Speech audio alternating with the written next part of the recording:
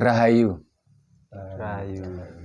Para pemirsa yang saya hormati, kita berjumpa kembali dalam kegiatan Lembaga Pengkajian Pelestarian dan Pengembangan Budaya Nusantara, Yayasan Raket Prasaja atau Yayasan Raket Prasojo.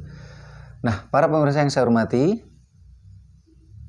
ini mumpung kita masih di kediaman Romo Wiku Satya Dharma Telaga, kita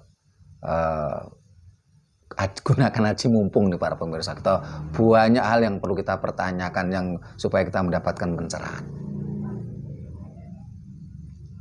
Karena kebetulan beliau ini merupakan tokoh yang banyak ilmunya yang bisa kita serap, dan juga beliau merupakan anggota Saptarsi ajaran Jawa atau Hindu Jawa. Dan kegiatan saat ini nanti kita akan membahas manusia pertama dalam ajaran Jawa. Nah, para pemirsa yang saya hormati, sebelum kita akan bincang-bincang dengan Romo Wiku, kita simak dulu Kidung Sabdo Palon Nagih Janji Pupuh Sinom Podo 9, 10, 11, dan 12 yang akan dilantunkan oleh saudara kita Mas Ken Sanada dari Kediri. Mari Mas, kita persilakan. Nggih.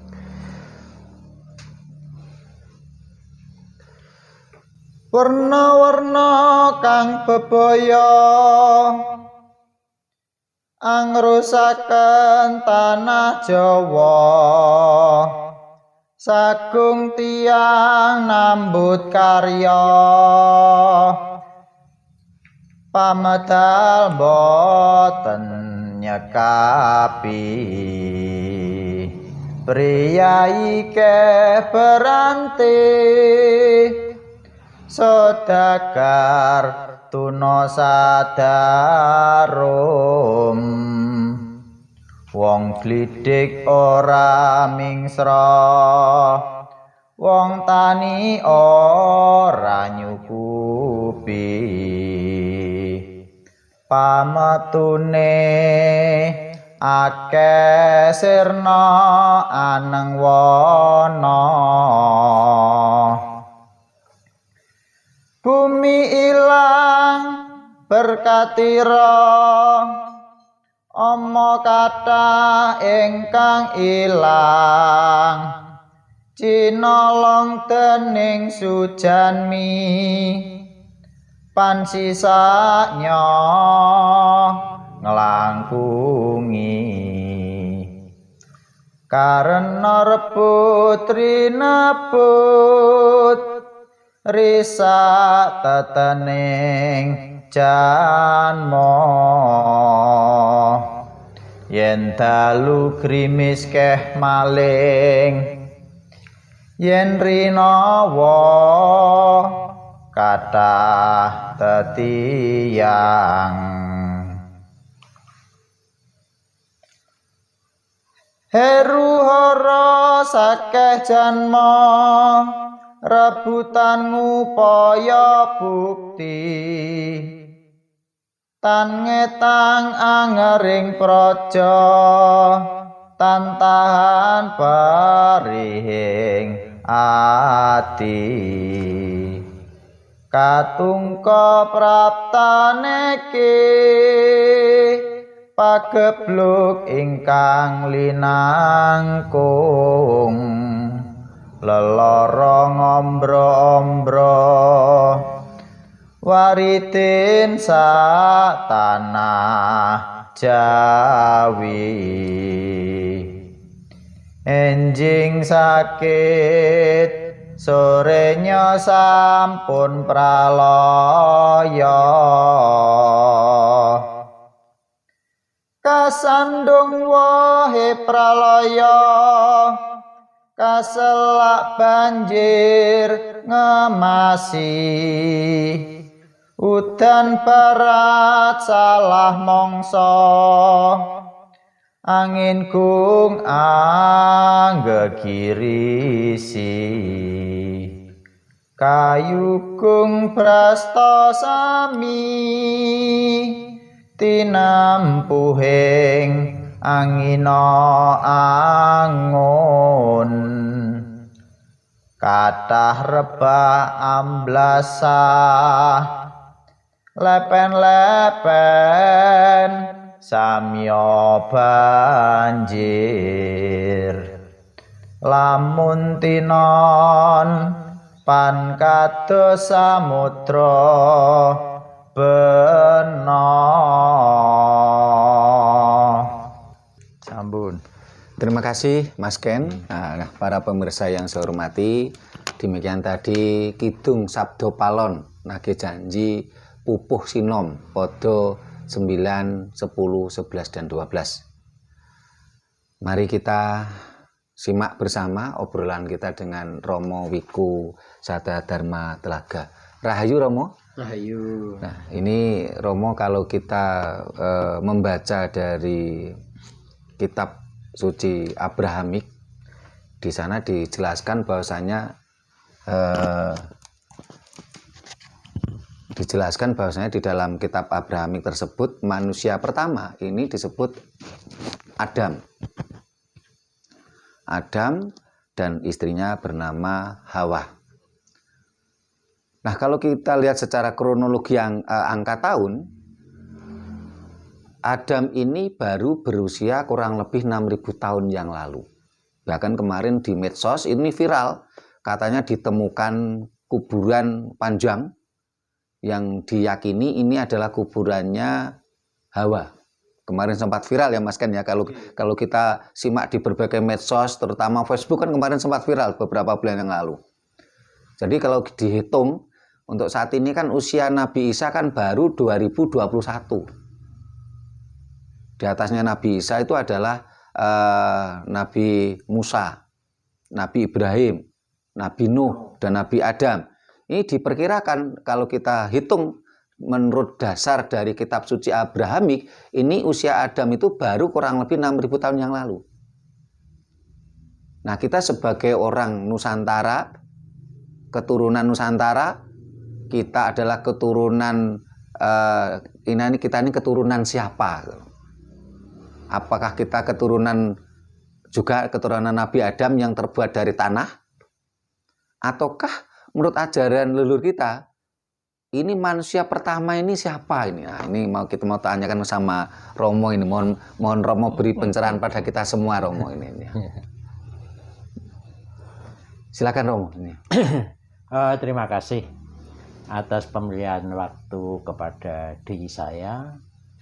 Saya menyampaikan Om Swastiastu, Rahayu. Rahayu. Apa yang telah menjadi pertanyaan dari teman-teman, saya mengucapkan terima kasih.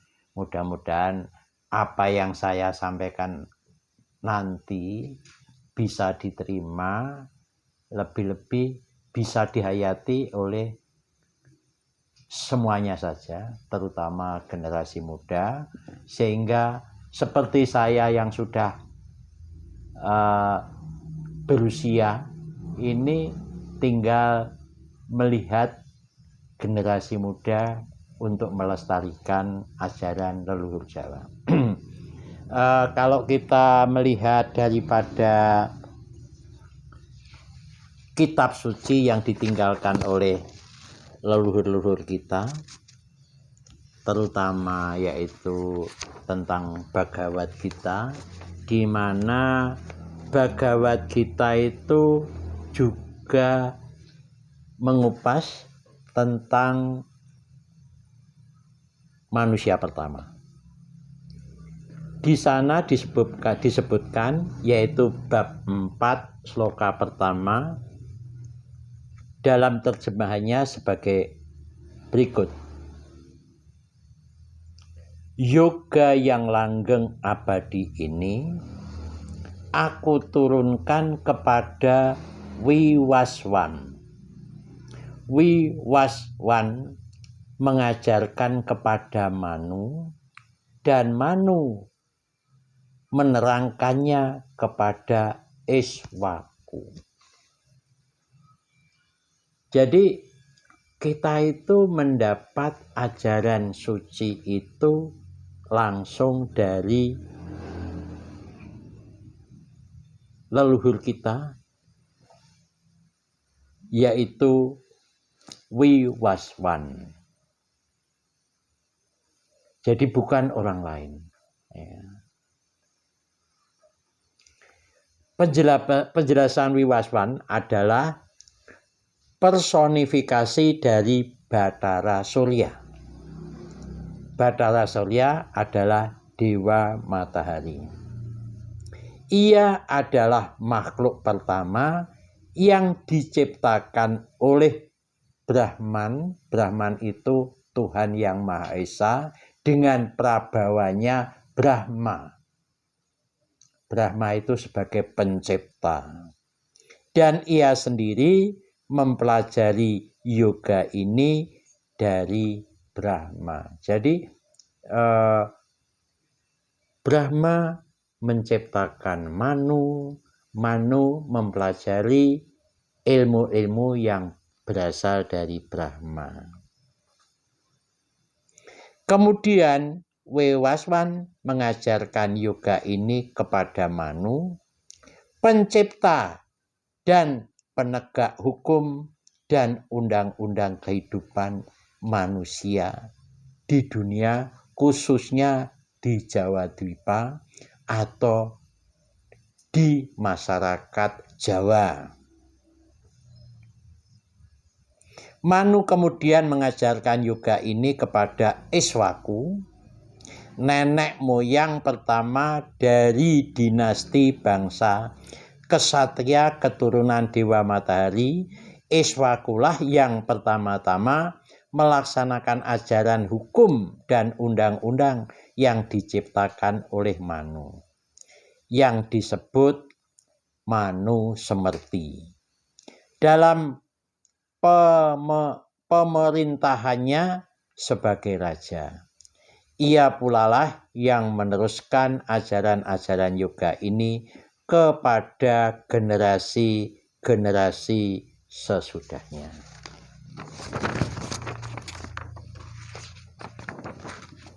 Kemudian siapakah Manu itu?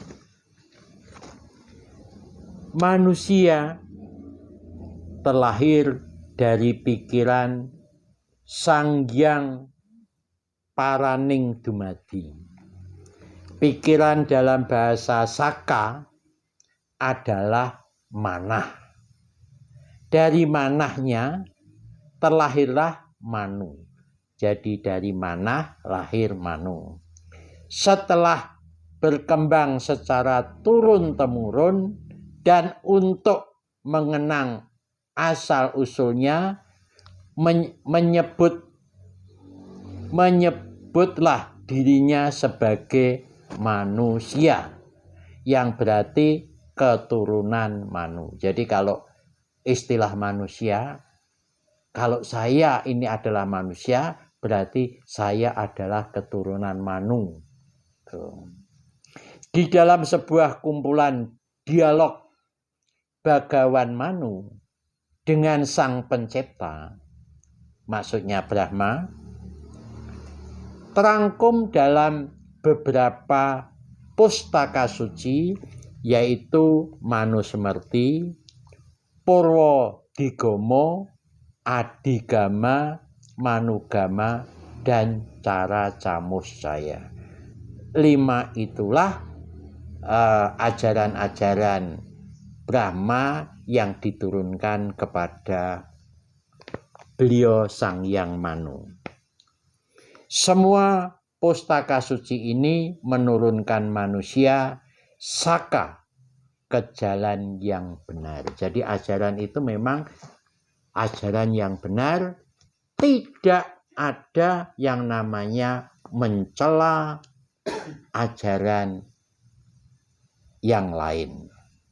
Keturunan Sang Hyang Manu pada prasasti Triangga di Kedu, berarti di Jawa Tengah ini, berita dari batu tertulis menyatakan tentang Sang Hyang Manu pada prasasti triangga atau canggal yang berangka 4 ditemukan oleh kor orang Belanda di daerah Kedu termasuk pegunungan Dieng dengan bunyi sebagai berikut. Sanakias Sam Nataris Sang Yang Manu Iwo Sucitampati Darmina Pratiwim Ewam Gate Samanucasa Tiratya Laksmin Sanah Waye Swaya Widan Sama Tikale Swarge Sukampala Kula Pacitam Prayate Binam Jagat Brahmati Seka Wacat Anantam. Artinya keturunan dari Sang Yang Manu sangat lama memerintah kerajaannya dengan keadilan. Setelah raja yang bernama Dewa Sana yang seperti keturunannya bulan sesudah sangat lama beliau meninggal, yang dapat memelihara kebahagiaan negaranya dan pergi ke surga untuk merasakan kebahagiaan yang abadi. Itulah tentang Pustaka Manu yang diambil dari Bhagavad Gita.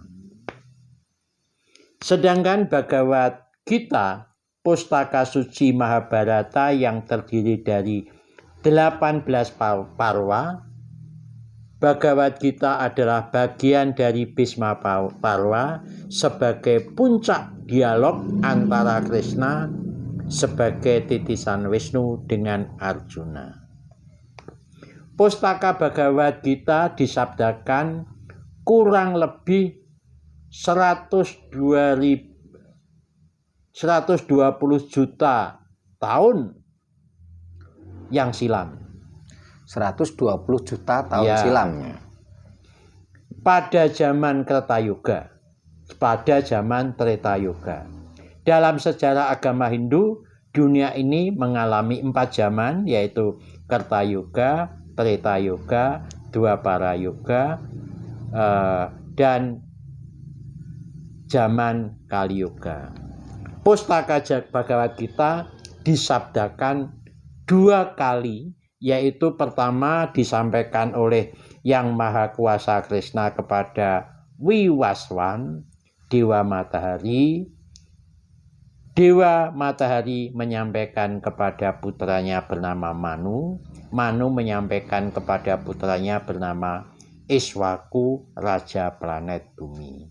Itu disebutkan pada Bhagavad Gita bab 4, sloka yang pertama. Kemudian yang kedua diturunkan Bhagavad Gita itu diturunkan yang kedua. Pustaka suci Bhagavad Gita disabdakan yang kedua oleh Sri Krishna sebagai Arjuna kurang lebih 5.500 tahun sebelum Masehi, ya, 500.000 tahun. 5.500 tahun sebelum Masehi, yaitu pada awal zaman Kali Yuga. Jadi Kali Yuga kalau sekarang itu ya sudah kurang lebih berumur 7.000-an tahun. Ini yang Iswaku ya. Ya, itu.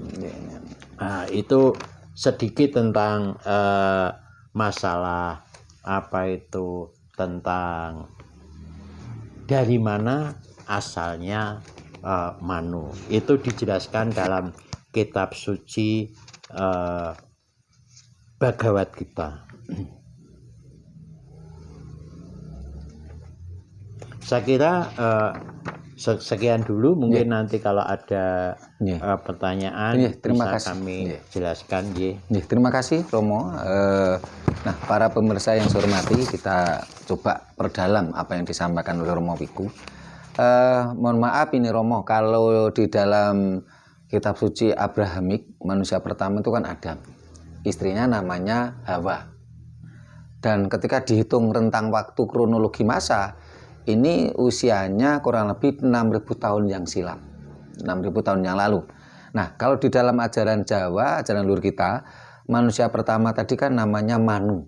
Nah, ini Romo belum cerita tentang istrinya. Nah, istrinya siapa namanya?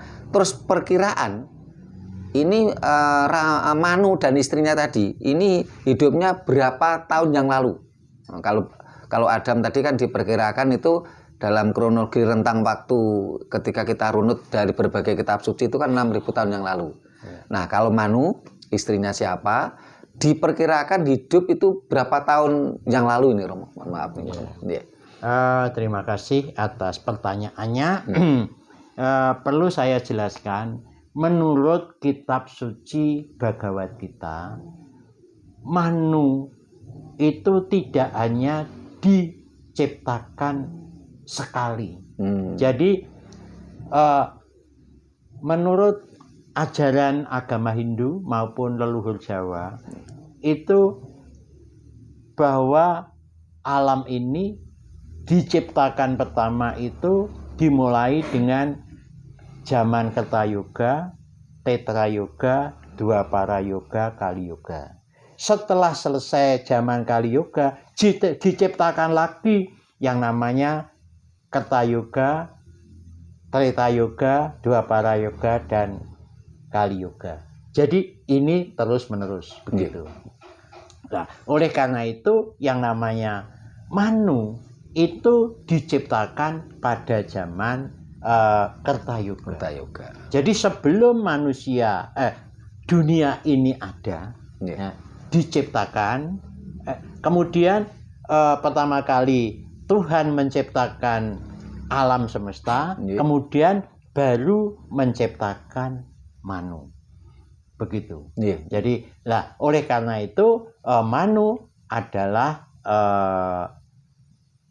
ciptaan yang pertama untuk penghuni alam semesta. Mohon maaf Romo, kalau di dalam kitab suci Abrahamik itu kan manusia pertama namanya Adam. Nah, istrinya, ini kami mohon Romo berikan penjelasan lebih rinci. Kalau di dalam sejarah Adam, istrinya kan namanya Hawa, dan itu diciptakan dari tulang rusuknya. Nah, kalau istrinya Manu ini namanya siapa dan penciptaannya bagaimana nih Romo? Manu itu adalah namanya Satarupa. Oh, istrinya Satarupa.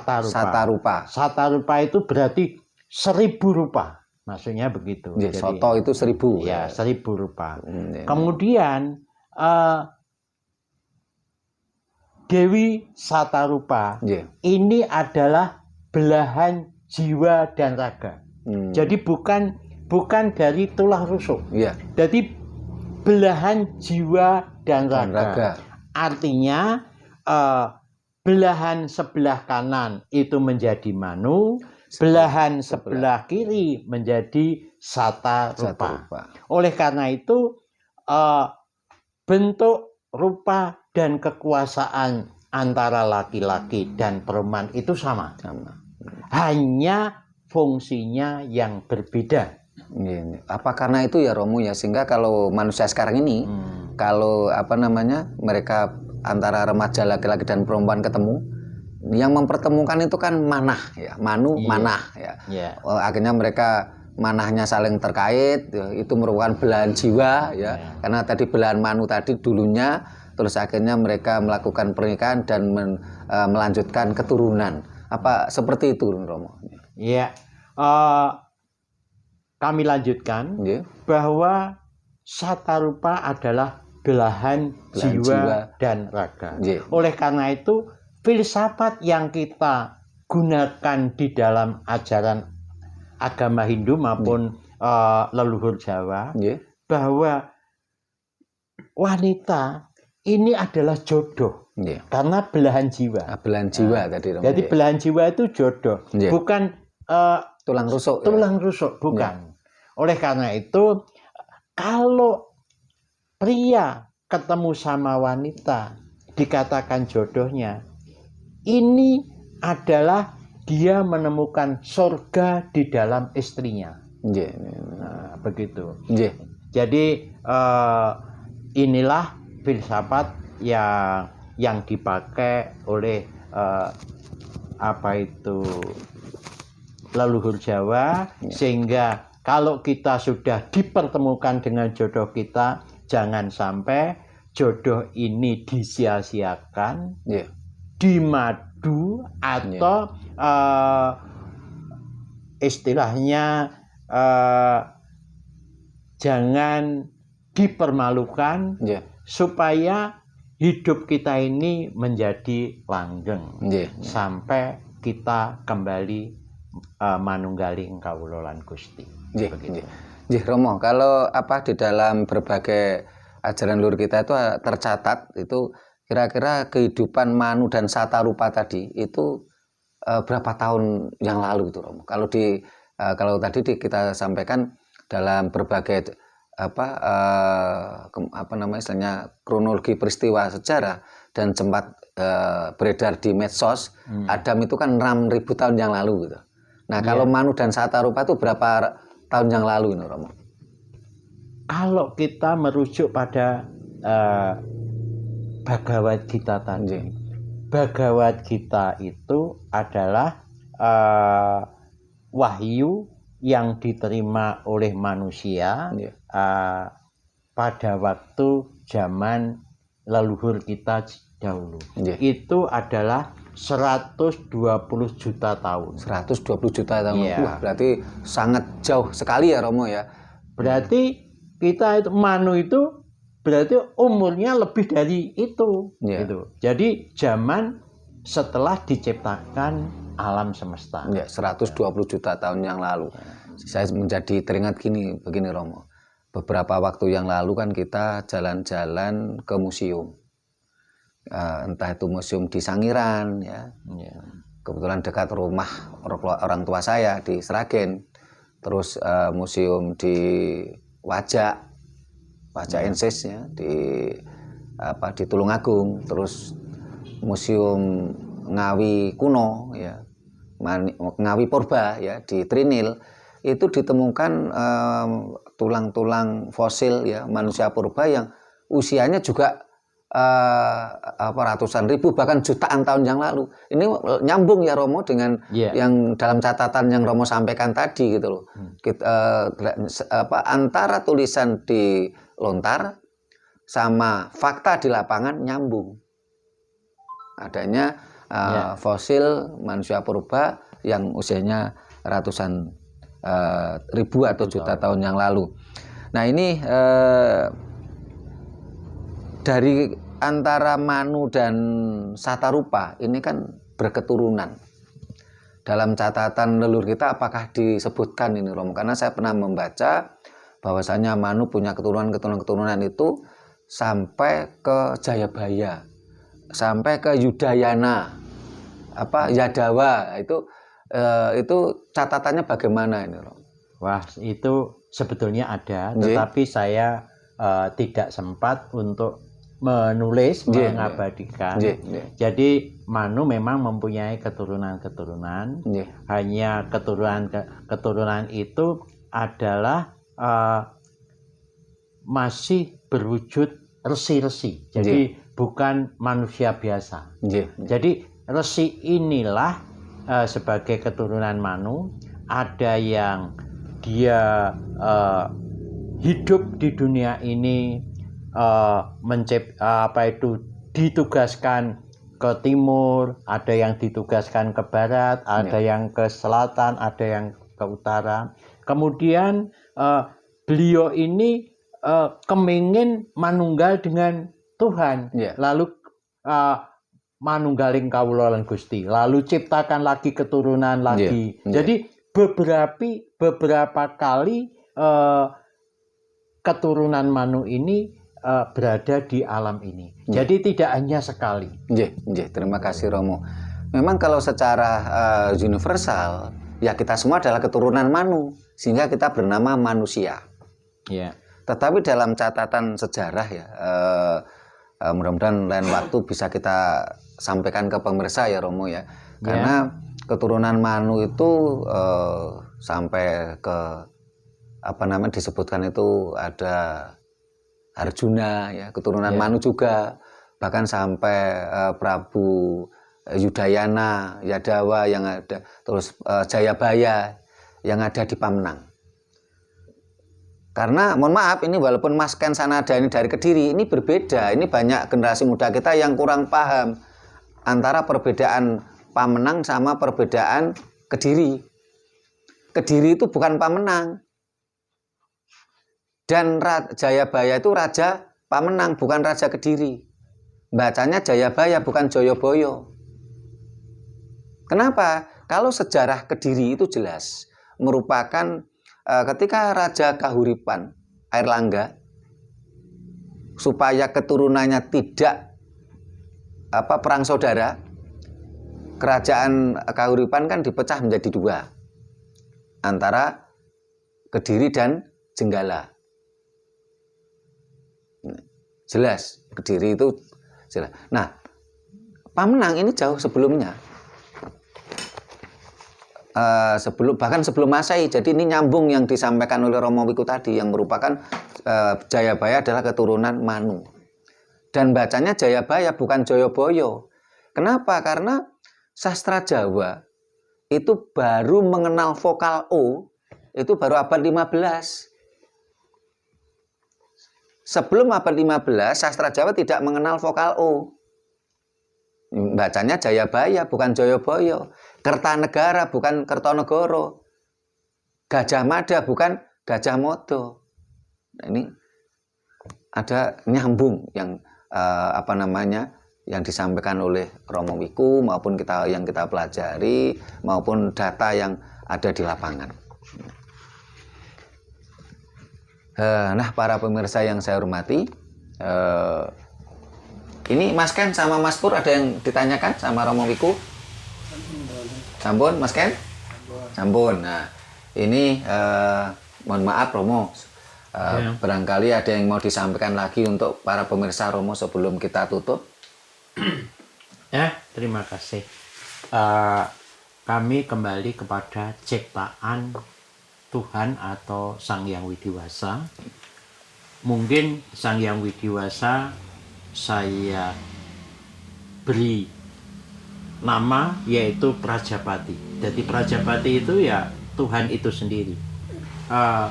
Di dalam ciptaannya itu kita tidak hanya mengenal manusia saja, ya.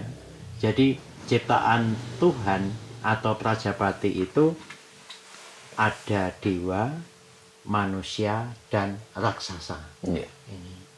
Jadi kalau tadi kita bicara masalah Manu, itu kan hanya sebagian.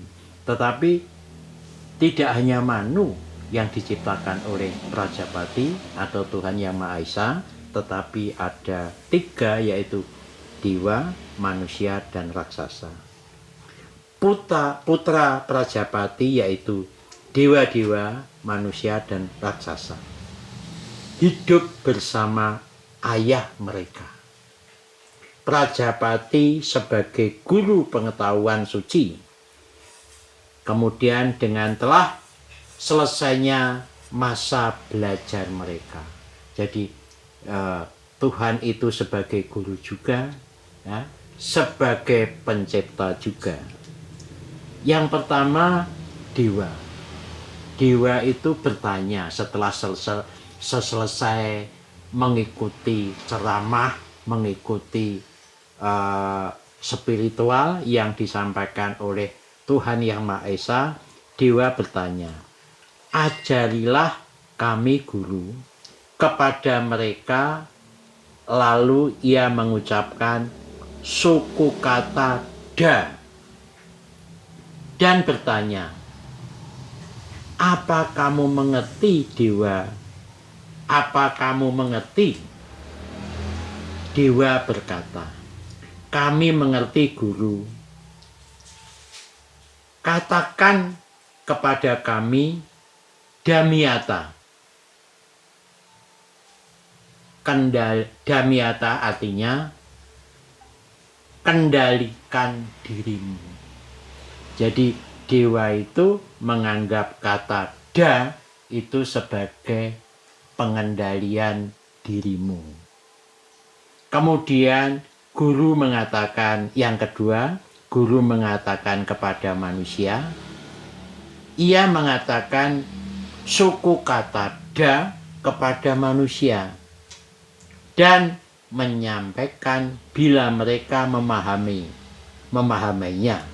Manusia menjawab, kami mengerti. Guru mengatakan kepada kami, beri atau dana. Jadi memberi itu adalah dana. Kemudian yang ketiga, lalu kepada raksasa. Guru mengucapkan kata yang sama da dan menanyakan bila mereka memahami maksudnya. Mereka mengatakan kami telah mengerti. Guru mengatakan kepada kami daya dawam, belas kasihan. Jadi sama-sama menyebut da. Kalau dewa mengartikan kendalikan dirimu, jadi dewa itu supaya mengendalikan dirimu. Tetapi kalau manusia menerima kata-kata da, itu artinya memberi atau memberi dana. Kalau apa yang disampaikan oleh raksasa itu daya dam, artinya balas atau kasihan. Belas kasihan.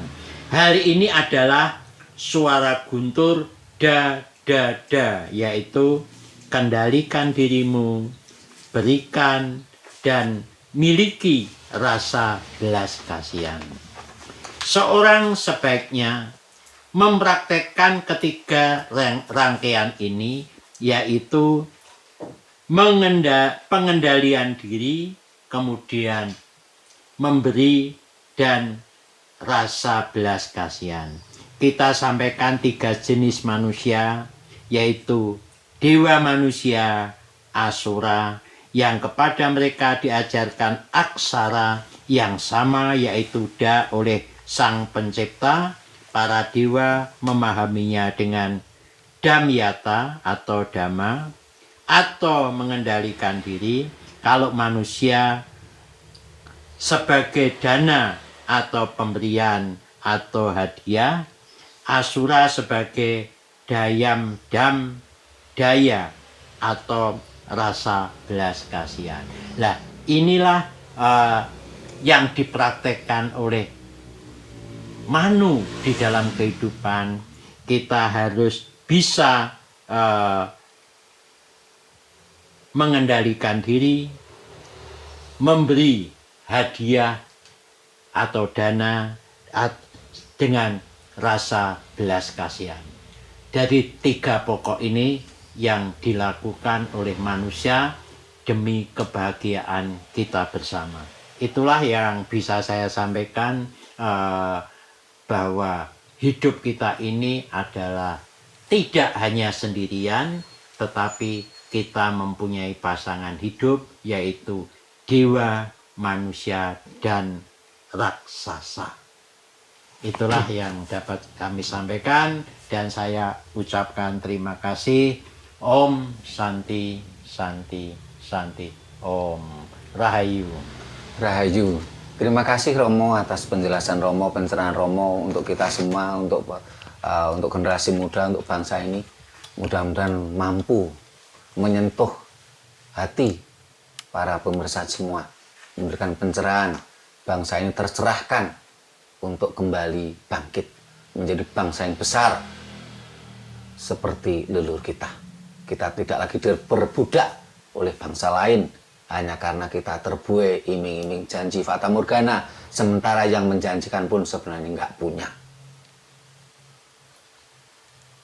Nah, para pemirsa yang saya hormati,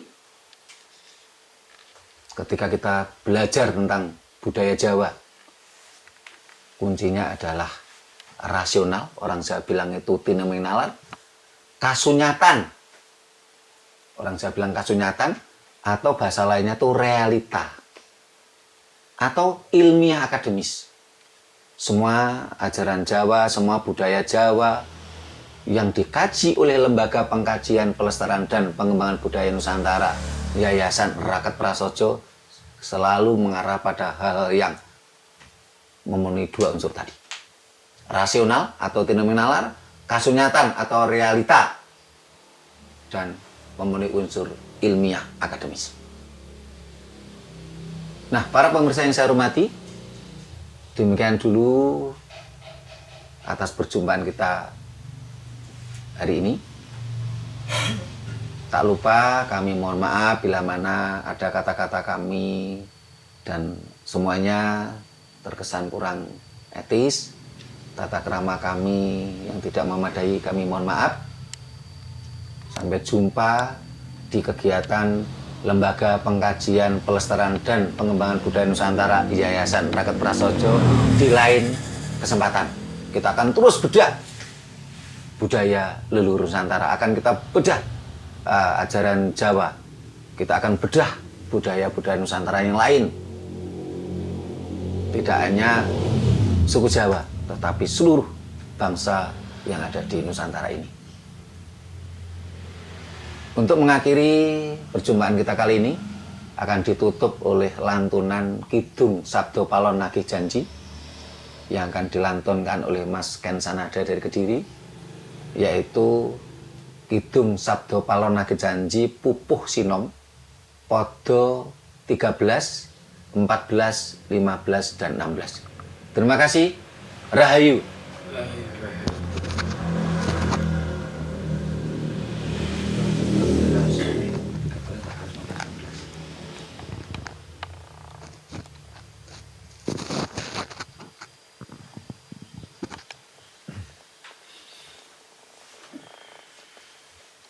Alun mingga ing daratan, karya rusak tepis wiring, kang dumunung kering kanan, kajeng akeh ingkang keli, kang tumuru apinggir, samya kentir terusing laut,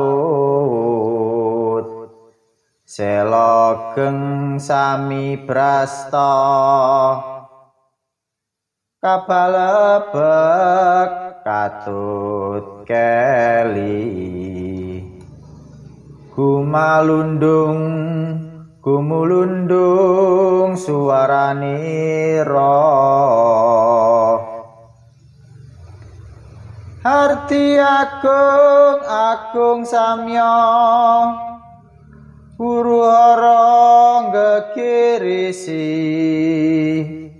gumeleger swaranira, lahar wutah kanan kering, ambleber anglelepi, ndrajang wana lan desagung, manungsa nyokeh brasta, kebo sapi samya gusis, surna gempang tan wonten mangga puliha,